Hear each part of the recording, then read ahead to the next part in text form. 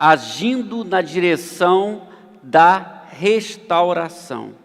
Como eu vou ler numa versão diferente, eu queria que os irmãos acompanhassem a leitura que será projetada desse mesmo texto, mas fique com o seu texto aberto aí. Efésios capítulo 5, versos 14 ao 20, diz assim a palavra de Deus: Por isso se diz, desperte você que dorme, levante-se dentre os mortos, e Cristo o iluminará. Portanto, sejam cuidadosos em seu modo de vida, não vivam como insensatos, mas como sábios. Aproveitem ao máximo todas as oportunidades desses dias maus. Não hajam de forma impensada, mas procurem entender a vontade do Senhor. Não se embriaguem com o vinho, pois os levará ao descontrole. Em vez disso, sejam cheios do Espírito, cantando salmos, hinos e cânticos espirituais entre si, e louvando o Senhor de coração com música. Por tudo deem graças a Deus, o Pai, em nome de nosso Senhor Jesus Cristo. Amém, irmãos? Nova versão transformadora, um texto bonito. Agindo na direção da restauração, e esse texto vai apontar para nós algumas coisas interessantes. Primeiro, nós precisamos pensar nesse contexto desse texto. Paulo escreve essa carta aos Efésios. Essa igreja aos Efésios foi fundada por Paulo na terceira viagem missionária. Nós lemos e descobrimos isso em Atos capítulo 19, muitas coisas que aconteceram na cidade. Paulo desenvolveu um ministério muito relevante nessa cidade, de onde também escreveu algumas coisas muito importantes para outras igrejas. A igreja de Éfeso é considerada a mãe das igrejas da Ásia. Paulo desenvolveu um ministério em termos de tempo, é bem registrado isso no livro de Atos, capítulo 20, 31, de 3 anos. Portanto, desenvolveu um ministério muito relevante. Hoje em dia, onde era a cidade de Éfeso, o mar retirou-se 11 quilômetros de onde era o porto, né? Mas naquela época, Éfeso era uma cidade muito importante, ligada a outras grandes cidades da Ásia Menor. Nós temos uma palavra, inclusive, de Jesus. Éfeso é uma das igrejas da Ásia, dentro das 7 igrejas do Apocalipse. Dentro do aspecto religioso, como nós vimos, quando você lê a terceira viagem missionária, e o capítulo 19, que havia em Éfeso uma grande idolatria e uma deusa que era adorada, a Diana dos Efésios, não é? Diana para os romanos, porque nós temos aqui sempre um deus romano, um deus grego e um deus equivalente romano, portanto Diana para os romanos e Ártemis para os gregos. E nessa cidade havia a fabricação de modelos, né, do templo desta deusa. A coisa foi tão séria que ao longo do ministério de Paulo, na pregação do evangelho naquela cidade, a pregação do evangelho passou a dar prejuízo para as pessoas que fabricavam esse templo, essa miniatura do templo da deusa Diana, que Paulo teve sérios problemas, não é? Com aquelas pessoas que fabricavam. Isso é registrado no capítulo 19, de 23 ao 41. Portanto, quando a gente lê o texto, a gente tem que ter essas informações, esse contexto, esse pano de fundo, para pensarmos naquilo que a gente está pensando aqui, o que o texto está falando no primeiro momento para aqueles irmãos e como ele fala para nós quando nós estamos pensando em agir na direção da restauração. Primeiro, meus irmãos, o que a gente precisa falar é que uma pessoa pode agir de uma forma que a leve para longe de Deus. Nós estamos pensando em agir na direção de Deus, portanto, na direção da restauração. Mas uma pessoa pode agir de uma forma que a leve para longe de Deus, para distante da presença de Deus. ou talvez para uma vida pecaminosa, um estilo de vida contrário àquilo que Deus deseja. Por isso que é sempre bom a gente pensar como nós estamos conduzindo a nossa vida, se o que nós estamos fazendo está nos aproximando de Deus ou nos afastando de Deus. A verdade é que muitas pessoas hoje desenvolvem um estilo de vida que vão as afastando da presença de Deus. E isso é um problema sério. Como que você está hoje? Como que você está fazendo? Como você está fazendo, meu irmão que está em casa? Você que me ouve? Como você está desenvolvendo a sua jornada de fé? Isso é importante. E o que o texto vai dizer, nós temos os leitores originais, Paulo escreve uma carta para os irmãos de Éfeso, mas essa palavra é para o nosso coração. Por isso, vamos pensar no que o texto diz. Verso 14. Nós temos aí duas versões. Por isso é que foi dito: desperta, ó tu que dormes, levanta-te dentre os mortos, e Cristo resplandecerá sobre ti. A NVT diz: por isso se diz, desperte você que dorme, levanta-te dentre os mortos, e Cristo o iluminará. Então nós temos uma figura aqui que é interessante. O texto está dizendo: desperta tu que dorme. É claro que ele está usando essa figura. Havia uma tendência na cidade de Éfeso, na vida de muita gente, a uma sonolência espiritual, é um possível desvio espiritual. Paulo está dizendo então: desperte você que está dormindo, levante-se dentre os mortos, e Cristo te iluminará. Note bem, meus irmãos, que é uma palavra exortativa que nós temos ali, mas quem recebe a palavra precisa reconhecer o seu próprio estado. Todas as vezes nós recebemos uma palavra de Deus, uma exortação, ou alguém que é usado por Deus para falar conosco, nós precisamos parar e pensar e avaliarmos como nós estamos. Aqueles irmãos, os leitores originais, precisavam reconhecer o estado espiritual, porque se Paulo fala: desperta tu que dormes, ele está vendo que havia um problema na vida de algumas pessoas ali na cidade de Éfeso. Ele está falando para a igreja: desperta tu que dormes. E é interessante, primeiro desperta, depois levante-se. Primeiro desperta, depois tome uma atitude. Eu tenho que reconhecer o meu estado espiritual, se está alguma coisa fora, para que eu possa sair desse estado de sonolência espiritual. É o que Paulo está dizendo aqui. E é interessante que quando Paulo escreve à igreja de Roma, ele vai nessa mesma direção no capítulo 13, verso 11 e 12. Olha só: façam isso, compreendendo o tempo em que vivemos, chegou a hora de vocês despertarem do sono. Olha só, despertarem do sono, porque agora a nossa salvação está mais próxima do que quando cremos. A noite está quase acabando, o dia logo vem, portanto deixemos de lado as obras das trevas e revistamo-nos da armadura da luz. Por que isso, meus irmãos? Tanto em Éfeso, desperta, levanta-te, como aqui em Roma, são duas cidades que tinham um estilo de vida próprio e distante daquele estilo de vida proposto pelo Evangelho. Por isso, aqui no livro aos Romanos, Paulo diz: deixemos as obras das trevas. E ele vai nessa direção também, em certo sentido, no texto básico que nós estamos trabalhando aqui de Efésios, capítulo 5. Nós vivemos em um mundo como a cidade de Éfeso, como Roma, sobretudo Roma nesse período. Nós vivemos hoje em uma sociedade caída. Nós devemos entender o estilo de vida que o Evangelho propõe para nós, a partir da experiência com Jesus. Não é o mesmo estilo de vida de uma pessoa sem Deus.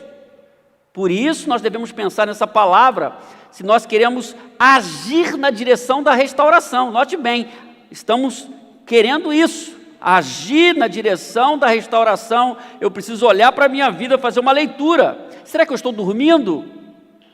Paulo diz: desperta, Como que eu estou? Como que você está? Nós devemos pensar nisso, meus irmãos, porque às vezes a pessoa vai vivendo no conforto, o que eu queria chamar hoje de um conforto da indiferença, não é? Às vezes é cômodo um conforto, porém prejudicial em termos espirituais. A pessoa vai vivendo numa certa comodidade, que chega perto da sonolência espiritual, que não é saudável para a sua vida espiritual. Por isso Paulo traz essa exortação aos Efésios, naquele momento especial. É interessante que Paulo escreve a esses irmãos, desenvolveu um ministério, talvez o maior ministério neste local, o ministério apostólico paulino, foi desenvolvido um tempo maior neste lugar, em Éfeso. E é em Éfeso que Jesus escreve a sua carta ao Apocalipse, mostrando que aquele lugar, aqueles irmãos tinham uma tendência para um esfriamento espiritual. Olha só o que posteriormente, lá na frente, em Apocalipse está escrito, palavras de Jesus, capítulo 2, 4 e 5.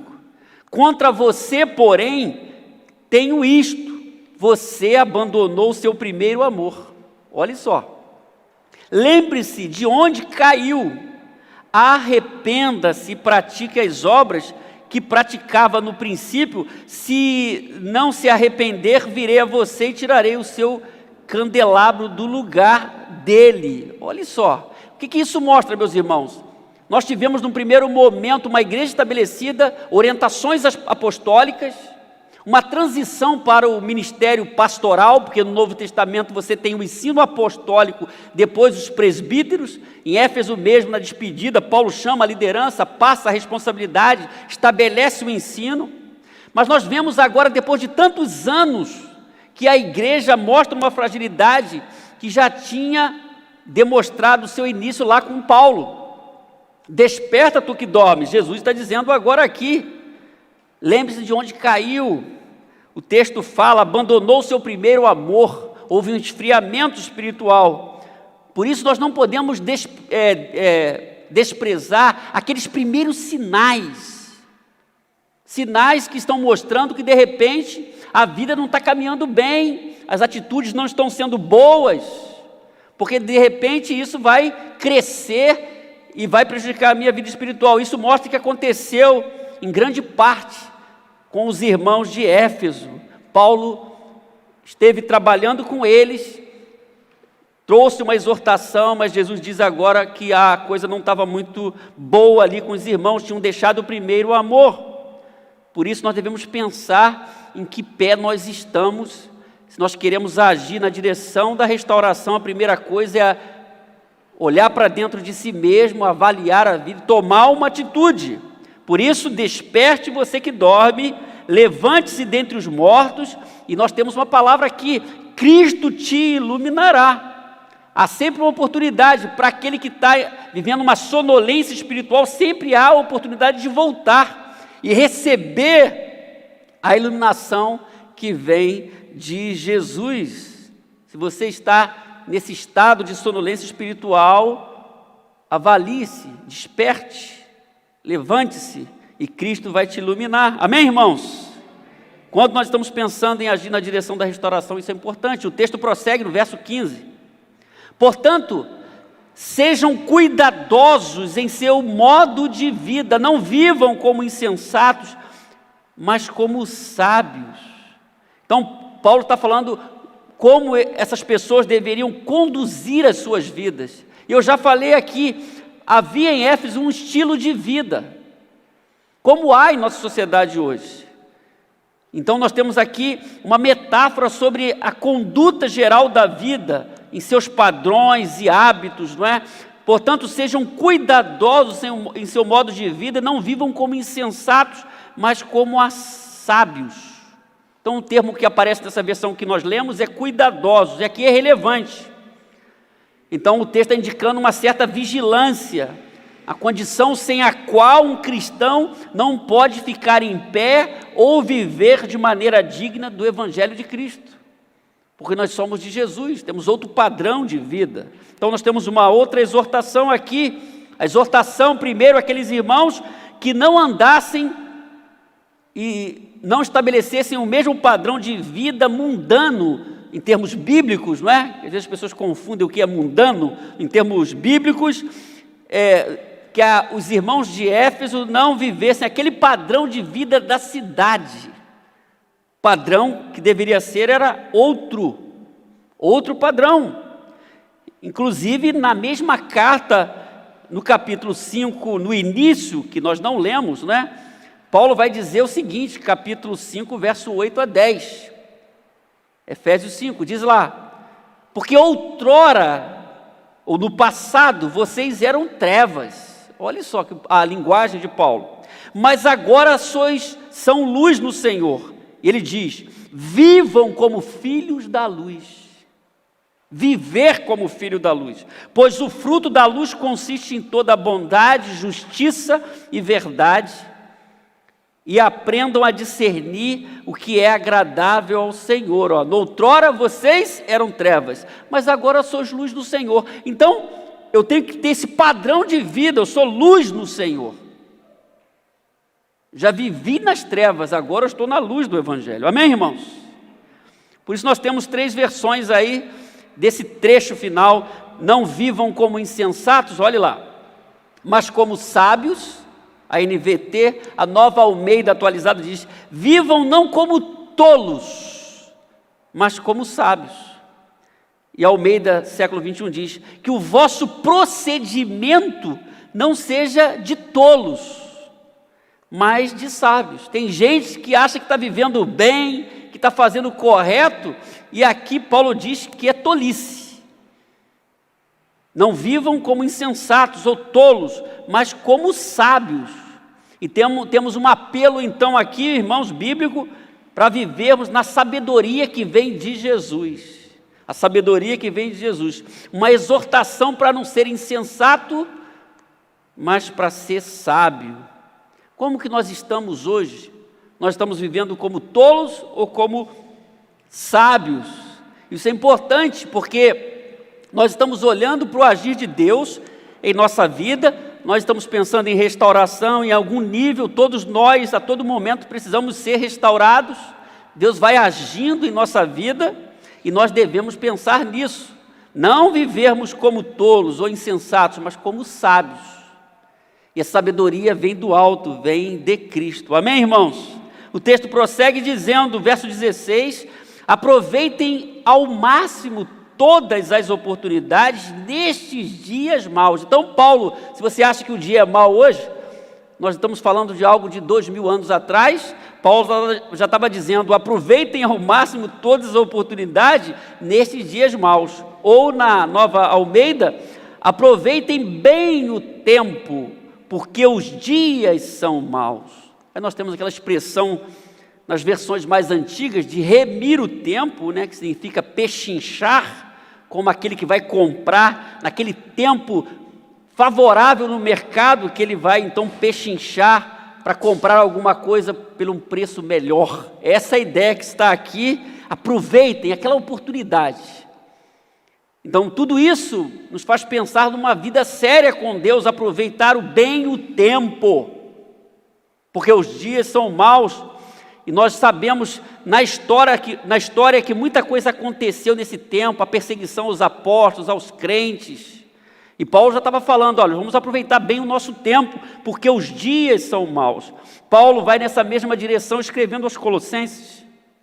Nós devemos ter essa perspectiva em nossa mente dos assuntos bíblicos, na carta e no Novo Testamento. Colossenses 4, 5, ele diz assim: vivam com sabedoria. Então isso vai estar abrangendo o que nós já falamos no texto anterior, entre os que são de fora, e aproveitem bem todas as oportunidades. Olha só, isso tem a ver com o estilo de vida, viver com sabedoria e aproveitar bem. Então Paulo já estava falando isso aos Colossenses também. Então o texto mostra o valor da oportunidade e que o tempo é valioso e nós não podemos desperdiçá-lo. Como é que nós estamos vivendo? Isso é importante, porque nós queremos agir na direção da restauração, nós não podemos desperdiçar o nosso tempo. Hoje pela manhã nós falamos isso, nós devemos entender o que Deus está fazendo, o que Ele quer fazer em minha vida, isso é importante. Deus tem algo precioso para fazer na sua vida. Amém, irmãos? Nós estamos pensando em restauração. Deus não vai usar a sua vida de qualquer jeito. Então pense bem nisso. Verso 17. Vai fechar essa ideia. Não ajam de forma impensada. Não ajam de forma impensada, mas procurem entender a vontade do Senhor. Então nós temos algo importantíssimo aqui, vontade de Deus. Essa é a grande crise de muita gente, vontade de Deus. Isso era importante para aqueles irmãos e é para hoje, para nós. Havia uma ameaça naquele tempo, e a mesma de nosso tempo. Um estilo de vida que pode desvalorizar a vontade de Deus em todas as áreas da vida. Como que alguém pode ser restaurado sem entender qual é a vontade de Deus? Como alguém pode viver a restauração de Deus, o agir de Deus, desprezando sua vontade? Não há como. Por isso que esse assunto é importante. Tem muita gente sofrendo por causa disso. Porque não é só entender, é buscar a vontade de Deus. Procure entender a vontade do Senhor. Esse assunto é importante para você? A vontade de Deus. Muitas vezes os crentes de hoje vão agindo, vão fazendo e não estão preocupados em saber qual é a vontade de Deus, e às vezes as coisas complicam por isso. Saber qual é a vontade de Deus para a nossa vida é importante, para a nossa família, para a nossa carreira, para os nossos estudos, para o nosso ministério. Nós vivemos nesse mundo e tomamos decisões o tempo todo. Paulo está dizendo, falando aos irmãos e falando a nós, procurem entender a vontade do Senhor. É a palavra de Deus, irmãos. Procurem entender a vontade do Senhor. Isso é sério. Por que é sério? Porque decisões erradas têm o poder de tirar as pessoas da presença de Deus. Uma decisão errada. Quantas pessoas eu tenho visto ao longo do meu ministério, pessoas que tomam decisões erradas, e isso comprometem a saúde espiritual, a carreira, a jornada da fé. Decisões equivocadas vão trazer prejuízos espirituais, vão tirar a alegria na presença de Deus. Às vezes a gente vê pessoas que perderam a alegria. Hoje de manhã, voltando ao exemplo da manhã da ceia, quando nós cantamos aquele cântico, não é? O que causa o nome de Jesus, quando pronunciamos o nome de Jesus. Tem gente que perdeu essa alegria. Mas por que perdeu a alegria? Talvez você conheça alguém que estava muito bem, que perdeu a alegria, você está olhando para ele, nem está aqui, nem sabe onde ele está, ele perdeu a alegria, abandonou a fé, abandonou a comunidade de fé, perdeu a alegria. Mas isso não se deu no momento, da noite para o dia. Isso foi acontecendo, talvez porque a vontade de Deus não foi apreciada, valorizada, buscada. Tem gente que está comprometendo a sua própria família, porque não está levando a sério a vontade de Deus, está arruinando o seu ministério, porque não está compreendendo a vontade de Deus. Jesus é sempre o nosso exemplo, amém? Jesus é o nosso exemplo. E no Novo Testamento, poderia dar outro exemplo, mas tem dois momentos importantes de Jesus a respeito da vontade do Pai. Primeiro, na oração do Pai Nosso, quando ele diz, seja feita a tua vontade, assim na terra como no céu. Jesus ensinou um modelo de oração, onde a vontade de Deus precisava ser feita, realizada. A gente tem que buscar isso, seja feita a tua vontade. Eu preciso conhecer a vontade de Deus. E num outro momento, já que estava perto da crucificação, no Getsemane, eu estive lá no Getsemane, é um lugar que você chora quando entra, você lembra do texto bíblico, eu estive lá, eu andei naquele lugar. Getsemane significa prensa de azeite. Ali Jesus foi prensado. Naquele momento de crise, Jesus orando naquele lugar, nós temos essa declaração de Lucas 22. Pai, se queres, afasta de mim este cálice. Contudo, que seja feita a tua vontade, não a minha. Olhe só, meus irmãos, que exemplo que nós temos de Jesus. Naquele momento de pressão, seja feita a tua vontade. Então Jesus valorizou a vontade do Pai, ensinou sobre a vontade de Deus, e isso deve ser algo que venha a impactar a nossa vida, a nossa caminhada. Nós devemos seguir buscando, por isso que Paulo está afinado com Jesus. Quando fala nesse assunto aqui, meus irmãos, Paulo está afinado com Jesus. Procure entender a vontade do Senhor. Procure entender, porque às vezes não é fácil entender a vontade do Senhor. Tem coisa que a gente sabe, está muito claro, não é mesmo? Não sei se você já teve essa experiência, tem coisas que estão claras ali. Você sabe que aquilo ali é a vontade do Senhor, que não é a vontade do Senhor. Tem coisas que são mais difíceis. Por isso Paulo diz aos irmãos de Éfeso, né, procure entender qual é a vontade do Senhor. Porque esse assunto é sério, e os crentes de hoje devem levar isso a sério. Você deve levar isso a sério se você quer ser restaurado por Deus. Agir na direção da restauração é buscar sempre a vontade do Pai. Amém? O verso 18 diz: não se embriaguem com vinho, pois ele os levará ao descontrole. Em vez disso, sejam cheios do Espírito. A NVI diz: não se embriaguem com vinho, que leva à libertinagem, mas deixem-se encher pelo Espírito. É interessante essa fala de Paulo, porque está dentro do contexto da cidade. Desse contexto, havia um comportamento em Éfeso que não deveria fazer parte da vida daqueles que pertenciam ao corpo de Cristo naquela cidade. Havia um estilo de vida. E Paulo está dizendo aqui, nessa versão descontrole ou libertinagem, por quê? Voltamos ao contexto religioso. Havia um culto a Dionísio, que era um deus grego, o equivalente o deus romano Baco. Daí vem aquela expressão ligada à prostituição, note bem. Então eles realizavam um ritual para esse deus, um consumo exagerado de bebidas alcoólicas, com o objetivo de provocar uma alegria aos participantes. Então, fazia parte daquele culto, consumo exagerado de bebidas alcoólicas, que deixavam as pessoas mais alegres, não é? O vinho. E Paulo, sabendo disso, meus irmãos, ele vai falar nessa direção, trazendo uma exortação: não se embriaguem com vinho, mas enchei-vos do Espírito Santo. Quer dizer, nós temos um modo de Deus agir conosco que é diferente desse modo aí de vida dessas pessoas. Nós temos uma alegria produzida pelo Espírito Santo, não por bebidas. É o que Paulo está aproveitando aqui. Tanto no contexto do Império Romano, como em Éfeso, as bebidas eram usadas de forma exagerada, seguida por um comportamento também exagerado. Você viu as pessoas alcoolizadas, como elas ficam?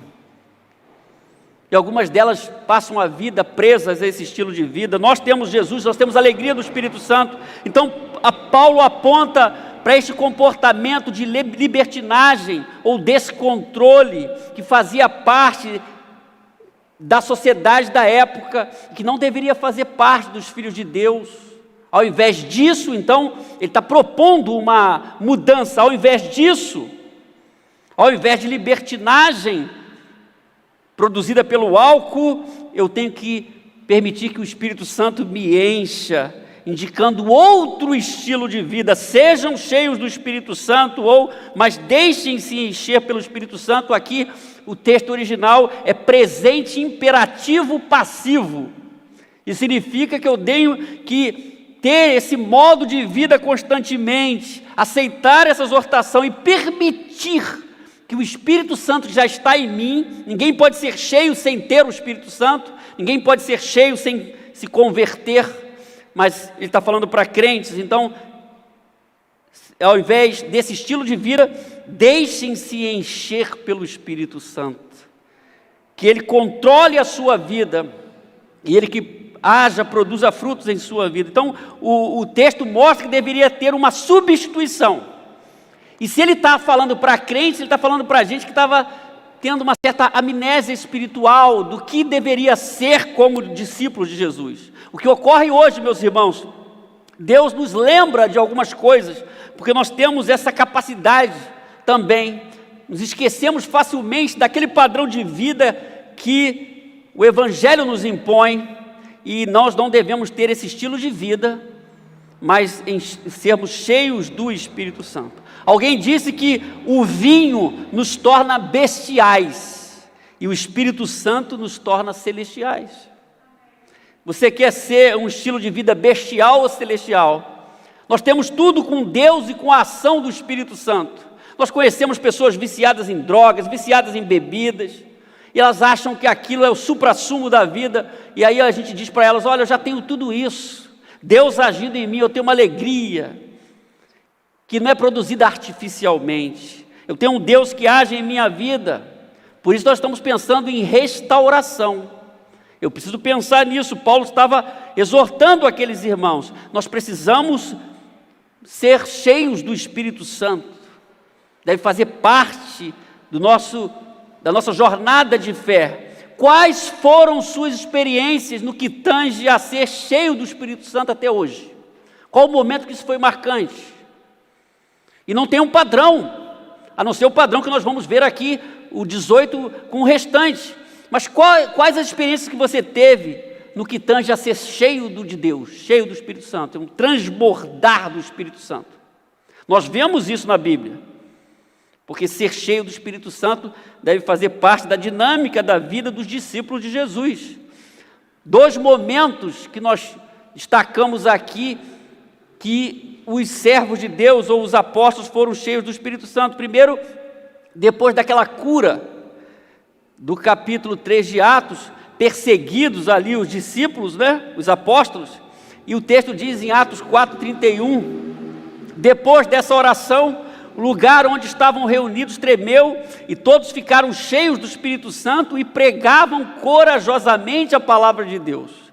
É sempre as indicações desse enchimento do Espírito Santo na vida dos discípulos ou dos apóstolos, era sempre no Novo Testamento, num ambiente de perseguição. Então, eles estavam ali orando, disseram a eles, nesse caso, no primeiro caso, do capítulo 4, que eles não podiam falar. É nesse contexto que Pedro vai dizer: nós não podemos deixar de falar das coisas que nós temos visto e ouvido. E aquele, vamos orar, e o Espírito Santo diz aqui, ficaram cheios do Espírito Santo. Isso é uma coisa que acontecia. E lá na primeira viagem missionária, Paulo, capítulo 13, 50 ao 52 está escrito: então os judeus, instigando as mulheres religiosas influentes e as autoridades da cidade, provocaram uma multidão contra Paulo e Barnabé, a primeira viagem missionária, e os expulsaram dali. Eles, porém, sacudiram o pó dos seus pés em sinal de reprovação e foram à cidade de Icônio, e os discípulos estavam cheios de alegria e do Espírito Santo. Amém, irmãos? A Bíblia é muito bonita, nós devemos entender isso, sermos cheios do Espírito Santo. Essa é a proposta. Ao invés de um estilo de vida que desagrada a Deus, de repente, não é o vinho, é outra coisa. De repente é um comportamento inadequado, você tem que tirar esse comportamento inadequado e buscar a Deus e permitir que Ele encha a sua vida. E o texto termina dizendo como deve ser cheio do Espírito Santo, ou pelo menos o caminho ligado a esse ser cheio do Espírito Santo. Versos 19 e 20, ele diz: ser cheio do Espírito Santo, encham-se do Espírito Santo, como? Cantando salmos, hinos, cânticos espirituais entre si e louvando o Senhor de coração com música, nessa versão. Por tudo deem graças a Deus, o Pai, em nome do nosso Senhor Jesus Cristo, em nome de nosso Senhor Jesus Cristo. Efésios 5, 19 e 20. Então, o texto revela o caminho de ser cheio do Espírito Santo, uma indicação. Então, o verso 18 tem que estar ligado ao 19 e 20 aqui nesse contexto. E o detalhe importante aqui é o aspecto comunitário do que está acontecendo aqui. cantando salmos, hinos e cânticos espirituais entre si. Paulo está falando de um detalhe, não que você não possa fazer sozinho, mas aqui ele está falando de um detalhe importante, que é uma coisa que acontece com o meu irmão e com a minha irmã, não sozinho. Por isso que eu falei hoje, não dá para ter vida saudável sozinho, porque algumas coisas que a Bíblia nos ensina, elas acontecem na comunidade ou com outros irmãos, cantando salmos e hinos e cânticos espirituais entre si, falando entre si com salmos, hinos e cânticos espirituais, a NVI. Olha só que coisa bonita aqui, entre si. Então ele aponta para a interdependência necessária para uma vida espiritual saudável. Eu preciso de outros irmãos, cantamos, sentimos a presença de Deus, exaltamos a Deus. Era esse contexto. Então o texto revela que a nossa atitude deve ser também de gratidão a Deus. Quando eu agradeço mais, eu abro caminho para a ação de Deus em minha vida. Por tudo, deem graças a Deus, o Pai, em nome de nosso Senhor Jesus Cristo. Amém, irmãos? Por isso o 18 está ligado ao 19 e 20.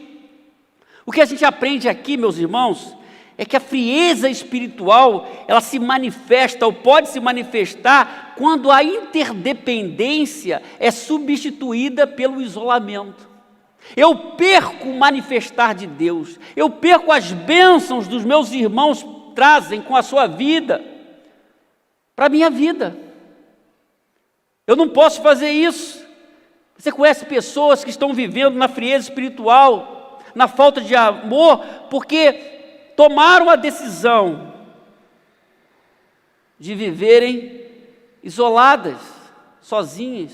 Isso não vai dar certo. Eu não estou falando de uma doença, não estou falando de uma pandemia, num dado momento você tem que ficar, não estou falando disso. Eu estou falando da desvalorização da comunidade de fé, da igreja, do corpo. Isso não funciona a longo prazo, vai trazer problema. E a frieza espiritual vai se manifestar quando o nosso, que a gente aprende tanto no Pai Nosso, é substituído pelo eu. Quando nós não vivemos em comunidade, nós não podemos nem orar o Pai Nosso, que o Pai é nosso. Por isso a gente precisa de outras pessoas. Por isso Paulo diz, vamos cantar salmos e hinos espirituais. O texto lá diz, entre si. Isso é importante aqui na palavra de Deus, falando entre si. Olha só, eu só posso viver essa dinâmica, eu e você, nós só podemos viver juntos, separados não. É o que a Bíblia está dizendo, por isso que a Bíblia é fantástica. Quando pensamos então em restauração, nós não podemos desprezar o poder da comunhão e da família de Deus. Precisamos caminhar com outros irmãos, para que isso que é descrito ali, versos 19, aconteça, falando entre vós. Amém, irmãos? Porque nós estamos pensando em restauração. Então procure agir na direção da restauração. Como é que você está fazendo? Nós tivemos algumas indicações aqui sobre isso. Pelo menos 5 coisas. Primeiro, verificando o seu estado espiritual. Desperta tu que dormes. Será que eu estou dormindo hoje? Desperta tu que dormes. Depois levanta-te. Segundo, aceitando a exortação que vem de Deus. Porque Deus traz uma palavra, não é para a gente ficar chateadinho, não. Você conhece aquela pessoa que recebe uma palavra de Deus e fica chateado? Não é. Se Deus está falando, Deus deve falar, e o meu coração deve ser aberto. Fala mesmo, exorta mesmo. Porque se Deus está trazendo, nós precisamos, irmãos. Amém, irmãos? Melhor você ser exortado por Deus do que ser enrolado pelo diabo. Então, aceite a palavra de Deus, aceite a exortação que vem de Deus, faz bem, é remédio para a nossa vida, vai corrigir o nosso rumo. 3, como nós vimos, nós podemos fazer isso vivendo de maneira sábia, não como tolo. Nós já temos o Evangelho de Cristo nos dá sabedoria, não vivam como insensatos, mas como sábios. Então nós temos as condições criadas por Deus, o caminho. 4, valorizando a vontade de Deus. Procure entender a vontade do Senhor. Então note bem, como eu disse, procure entender.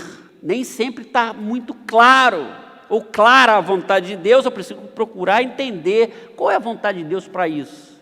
Vou buscar Deus, vou orar, vou verificar na palavra revelada qual é a vontade de Deus, vou ver o que Deus fala comigo em meu coração, a paz, não perturbação, a vontade de Deus, estou descansando, eu me sinto bem na vontade de Deus, porque a vontade de Deus é boa, perfeita e agradável, amém?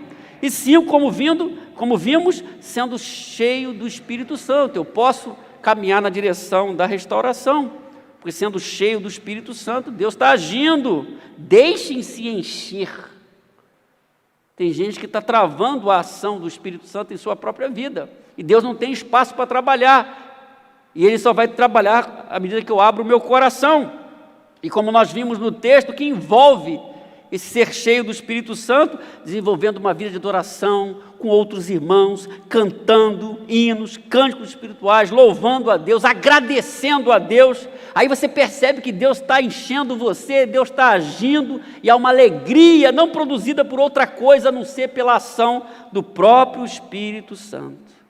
Que Deus nos abençoe, nós possamos seguir na direção da restauração e agir na direção da restauração nos termos da palavra de Deus. Que Deus abençoe o seu coração. Amém?